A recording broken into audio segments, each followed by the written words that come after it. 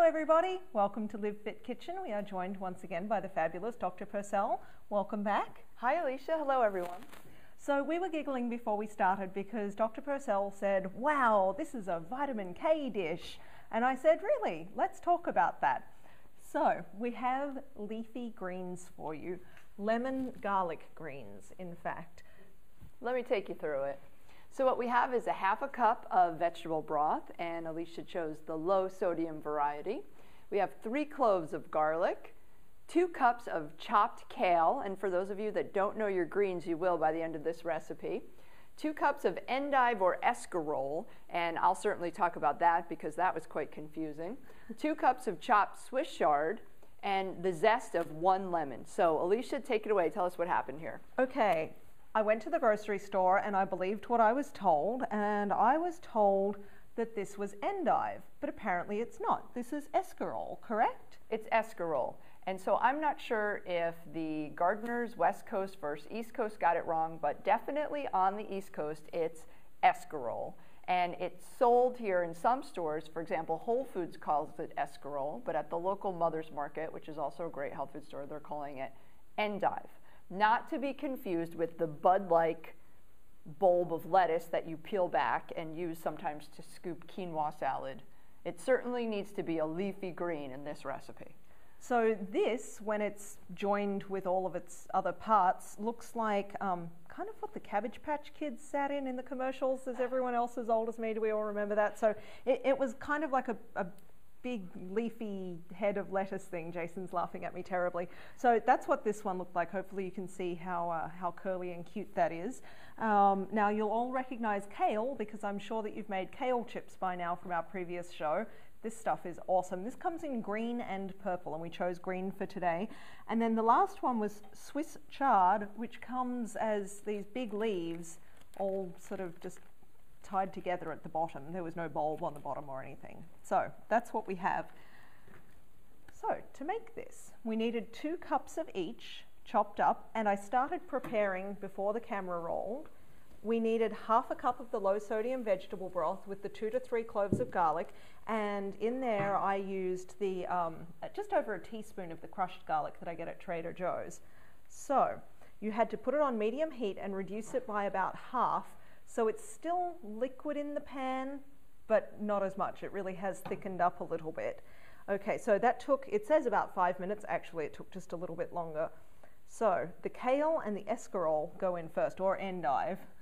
Let's call it escarole. Let's do that. Why do we love it so much? Okay, so these greens are absolutely amazing for us. This recipe unto itself is detoxifying to our body and nourishing at the same time. So we'll start with escarole. It's very high in vitamin A and vitamin C. The Swiss chard is high in K, A, and C as well. And kale is one of our newfound favorites here if you've been following us and looking at the different LiveFit Kitchen recipes, because kale is a member of the cruciferous vegetable family, and it may as well be called anti-cancer, antioxidant, anti-inflammatory, just a lovely green here.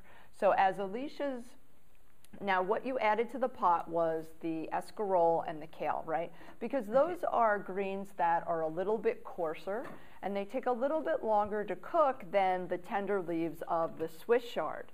Swiss chard, you know, I just like it chopped up in salads. I take the core portion out and it's really lovely. So it doesn't need to cook as long as the other ones.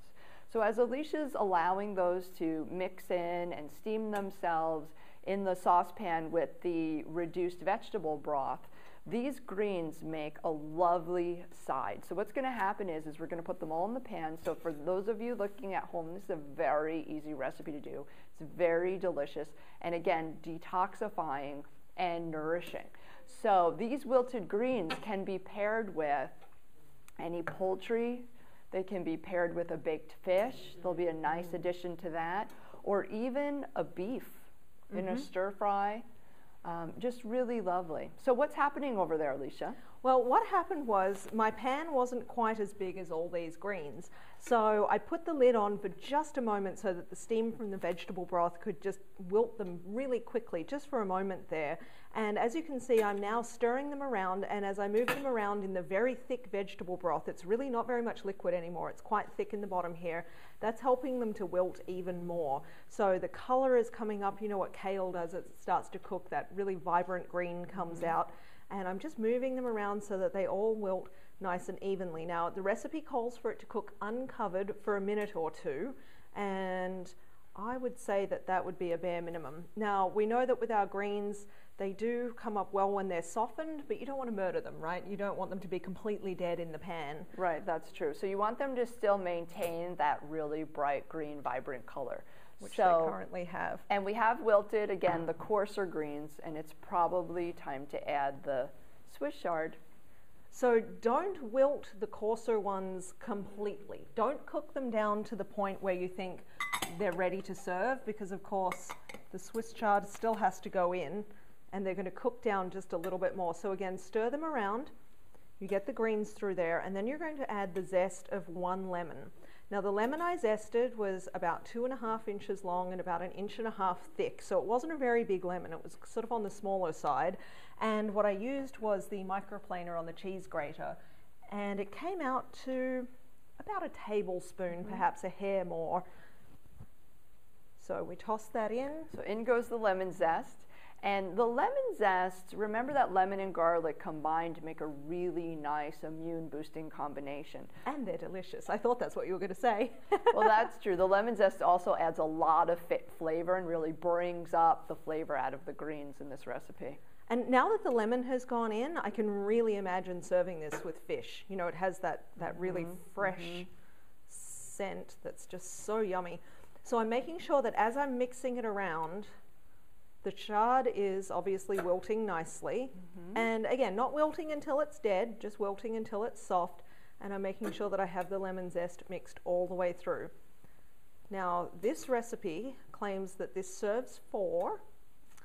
And as a side, it would, if you wanted it to be a major side, maybe 3. That's about right. So look at this as I serve some Time to into taste one of it. our little dishes. It is indeed, and it looks so good, and it smells amazing. So all of that wilting and stirring left barely a teaspoon of liquid in the bottom there, and you could probably tip that over the greens as you serve them. Now, this does recommend serving them immediately. I can imagine that as leftovers the next day, they might be a little wilted, still delicious, I'm sure, but they won't look as pretty as they do now. Would you like to taste it? Very nice. I would love to. Thank you. Me too.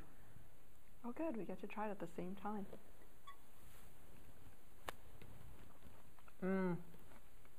Lemon zest adds a lot of flavor to this recipe. It really does. I would probably just sprinkle a little bit of sea salt on top to taste. I would agree with that. Just a teeny little pinch of sea salt on top would be perfect. So there we have it, another marvelous greens dish. Thank you so much for joining us. See you later. So long.